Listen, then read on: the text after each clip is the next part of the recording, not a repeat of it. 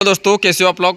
आशा करता हूँ उम्मीद करता हूँ आप लोग सब ठीक होंगे, स्वस्थ होंगे, मस्त होंगे। तो भाई चलो आपको मैं आज इस वीडियो के माध्यम से सभी फार्म भाई को बताना चाहता हूँ कि अभी जो दिसंबर का महीना चल रहा है तो अपने को दोस्तों मैं जैसे टेम्परेचर हो गए तो टेम्परेचर बनाने के लिए कितने तरीके होते हैं और मेरे पास कौन सा तरीका है जो कि सबसे सस्ता तरीका है, ठीक है ना, जिससे अच्छा खासा टेम्परेचर बन जाता है और ज़्यादा पैसा भी खर्च नहीं होता है। तो भाई चलो ये देख सकते हो अपन मतलब कल खरीद के लाए थे दोस्तों लकड़ी का बुरादा। नहीं देखे जो जाके देख लेना किस रेट में मिला है और कहाँ से ये मिलता है और कैसे अपने को ये खरीदना पड़ता है, कौन सी लकड़ी का अच्छा रहता है। तो भाई ये देख सकते हो मतलब ये वाला है बुरादा, बिल्कुल मक्खन की तरह, ये देख सकते हो। इसके अंदर दोस्तों फ़र्क यही है कि एक तो बिल्कुल सूखा नहीं रहना चाहिए, एक बिल्कुल मतलब गीला नहीं होना चाहिए, ज़्यादा गीला भी नहीं होना चाहिए, ज़्यादा सूखा भी नहीं होना चाहिए। पहली बात तो ये है। दूसरी बात ये है कि अगर अपने को नीम का बुरादा मिल जाए तो बहुत अच्छा रहता है, क्योंकि ये नीचे बछाता है अपने बुरादा, जैसे लेटर नीचे फर्श पे अपन बुरादा बिछाते हैं गर्माहट के लिए, तो उसमें क्या करता है बच्चा मतलब ज़्यादातर चोंच मार के खाता रहता है। तो नीम का बुरादा रहेगा ना तो इसके अंदर अपना मतलब कड़वासपन अपने को महसूस करता है। जैसे चोंच मारता है बच्चा तो वो कड़वास मारता है, तो फिर एक दो बार चोंच मार के चोंच मारना ही छोड़ देता है, ठीक है ना। तो कई फार्मर क्या करते हैं कि जैसे अपना पेपर हटाते हैं बच्चों के अंदर, तो वो उस समय पे नीम के जो पत्ते होते हैं ना वो बिखेरते हैं, ताकि बच्चा क्या नीचे चोंच मारते ही चोंच मारना छोड़ दे, ठीक है ना। तो ये अपना बुरादा दोस्तों 43 कुंटल, ये देख सकते हो मैं कांटे पर्ची के अंदर दिखा रहा हूँ मैं, 43 कुंटल है। 43 कुंटल 60 किलो यानी कि 4 टन 350 कुंटल, ठीक है ना, 3.5 क्विंटल सॉरी।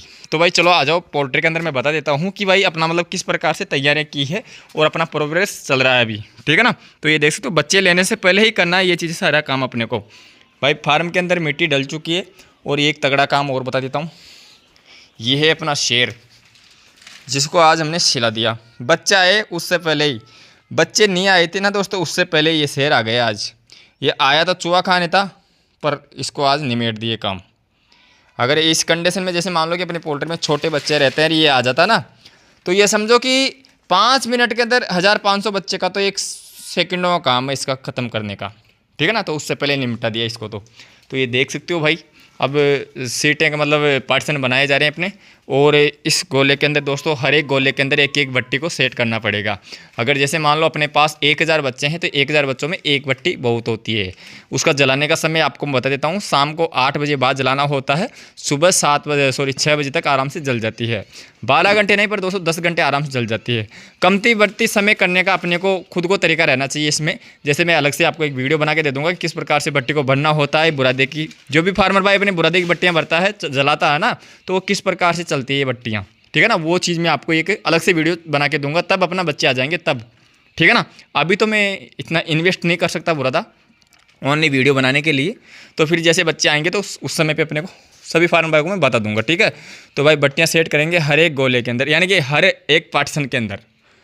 अपने पास बच्चे 12,000 आएंगे तो अपने ये समझो कि 10 बट्टी के अंदर काम हो जाएगा आसानी से। 10 की जगह 8 भी ले सकते हैं, क्योंकि ये टेम्परेचर के ऊपर मेंटेन करता है। क्योंकि अपने है ना ये 500 वाट वाली हेलोजन है, ये देख रहे हो ना आप, ये चीज़ अपने मतलब लगा दिए हैं 15 लग गई है अपने, ये देख सकते हो 1 2 3 4 5 6 7 इसमें 8 उसमें, ऐसे करके अपने 15 हेलोजन लगा चुके हैं।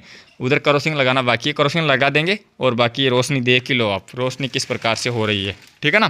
क्योंकि बच्चे को एक तो रोशनी चाहिए, दोनों हेलोजन के बीच में बल्ब लगा दिया, वो भी एलईडी वाले। और जैसे लाइट चली जाती है अपनी तो ये बीच में लाइन है दोस्तों एलईडी बल्ब की, इन्वर्टर से कनेक्ट है, ये कभी भी नहीं जाती है, 24 घंटे चालू है। तो ऐसे करके अपने को ये देखो बिजली चली गई है ना, देखो बोलते ही मतलब बिजली तो चली गई, ठीक है। तो ये एलईडी वाले बल्ब अभी जल रहे हैं, ठीक है ना। तो फिर भी अपन देख सकते हो दोस्तों कि अच्छी खासी मतलब रोशनी हो रही है। ऐसे नहीं कि भाई चलो बिल्कुल ही अंधेरा हो गया, ये देख सकते हो। अगर लाइटें भी घंटा आधा घंटा चली जाती है ना तो ये कवर कर लेंगे रोशनी को, यानी कि उजाले को, ठीक है ना दोस्तों। तो ऐसा अपने को पहले ही सिस्टम बनाने लगा ताकि बच्चे में अचानक से अंधेरा नहीं होए। अगर अचानक से छोटे बच्चों के अंदर अंधेरा हो जाता है, अचानक से उजाला होता है, तो आंखों पे डिपेक्ट पड़ता है छोटे बच्चे के अंदर। दोस्तों हमेशा ये चीज़ का ध्यान रखना होगा, वरना दोस्तों बीमारी आ सकती है, बच्चों के अंदर इन्फेक्शन हो सकता है आँखों के अंदर भी, जिसकी दवाई फिर अपने को हर एक बच्चे के आँख में ही डालना पड़ता है। समझ रहे हो ना मेरी बात को। तो ये चीज़ आपको पहले ही ध्यान रख लेना है कि अपने को नॉर्मल उजाला तो पहले अपने को लगा के रखना है, और जैसे हेलोजन लगा रहे हो तो उसके साथ में अपने को ये वाला ऐड जरूर करना है, ठीक है ना, ताकि ये 24 घंटा चालू रहे। और जैसे ही अपने चिक्स आएंगे तो वो अगला जानकारी आपको वीडियो में दे दूंगा। तो इस वीडियो के अंदर दोस्तों यही जानकारी देना चाहता हूँ मैं कि आप अगर तैयारियां कर रहे हो तो तैयारी को इस प्रकार से करो ताकि ना तो अपने को ये वाला नुकसान दे, जो डबल पर्दा लगा रहे हो या सिंगल लगा रहे हो, टेबल लगा रहे हो, पर्दा अच्छा लगाओ ताकि गैस भी नहीं बने इसके अंदर। ऊपर वाले सीलिंग की बात करें तो सीलिंग का भी इस प्रकार से लगाओ ताकि ये भी बच्चों को नुकसान नहीं पहुंचाए, ठीक है ना। अब नीचे बुरादा बखेरेंगे तो वो भी बुरादा भी इतना ही बखेरना कि ताकि बच्चों को नुकसान नहीं पहुंचाए।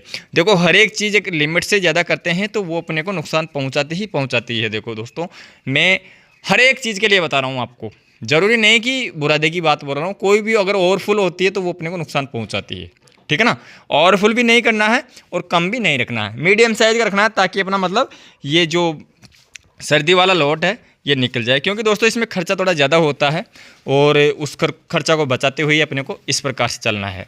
तो अपने दोस्तों बुरादा आया है, ये कट्टे भर भर के अंदर लिया है क्योंकि बिखेरने में कायम आएगा। पहले तो दोस्तों बच्चे आएंगे उससे एक दिन पहले ही बिखेरेंगे, अभी नहीं बिखेर सकते क्योंकि वरना दिमक पकड़ सकती है इसको। हमारे यहाँ पर दोस्तों थोड़ी दिमक ज़्यादा है। और इसको बिखेरने के बाद फिर करेंगे दोस्तों नीले थोते का स्प्रे। वो कैसे करता हूँ वो चीज़ भी आपको मैं बता दूंगा। तो ये बुरादा दोस्तों पहले तो बिखेरेंगे।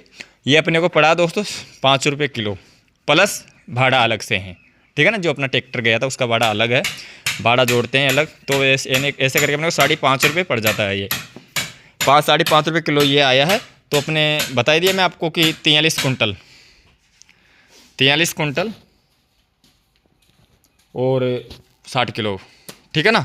तो ऐसे करके इतना लिया है। अब इसके अंदर से दोस्तों कितना लगता है कितना बचता है वो तो बाद की बात है, पर अच्छा सा खासा नीचे बिखेर लेंगे और 8 दिन जलती है, 7 दिन जलती है, 5 दिन जलती है, अपनी जो बत्तियाँ जलेगी वो जलाएंगे, ठीक है ना दोस्तों। तो ये तैयारी अपने को बच्चे आते हैं उससे पहले ही करना होगा। अब रही बात टेम्परेचर की, टेम्परेचर पहली बात पे तो है हेलोजन से कितना बनता है वो चीज़ भी अपन आज नाइट के अंदर देख लेते हैं। करोसिन लगाना बाकी है, बस करोसिन लगा देंगे और यहीं 4-5 बची रही है, यहीं पे रात को सोएंगे और अपना टेम्परेचर मीटर है ना उसमें चेक कर लेंगे कि कितना टेम्परेचर मीटर मतलब कितना टेम्परेचर अपना बन रहा है। चलो ये आ गई है लाइटें भी, ठीक है ना। तो इस प्रकार देखो अचानक से अभी रोशनी हुई ना अपने, ये देखो, तो इसलिए बोल रहा हूँ कि मतलब ये अपने अच्छा भाई बच्चों को क्या मेरे को भी मतलब अचानक से आंखों में जैसे धुंधलापन देखने लग जाता है अचानक से, तो वो चीज़ है दोस्तों। इसलिए बोल रहा हूँ आपको कि ये जो एलईडी बल्ब है ये कंटिन्यूस जलने चाहिए अपने पोल्ट्री के अंदर, ठीक है ना। वरना ये बहुत मतलब एकदम से पॉक्स रोशनी जाती है ना आंखों में, तो ये आंखें एकदम ये मान लो कि चक्कर आने से मतलब चक्कर जैसे आ जाते हैं अपने को, ठीक है ना। अपनी खोपड़ी घूम जाती है। मैं हेलोजन के पास में खड़ा था, अभी लाइट आई थी तब, तो भाई ये अचानक से मेरी आँखें मच गई, समझ रहे हो मेरी बात को। तो भाई ये उजाला अपने को बहुत ज़रूरी है।